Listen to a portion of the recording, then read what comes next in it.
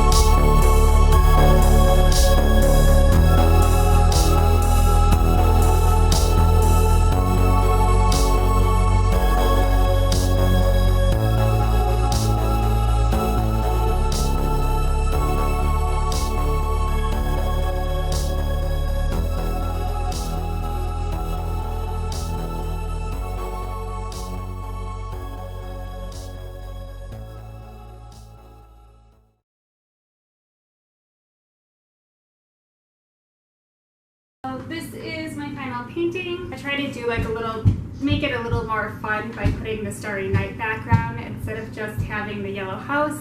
I really like how it turned out. It was super fun. And if one of you wants to do the challenge, that would be awesome. Just tag me in your video, and I'll see you next week. Bye!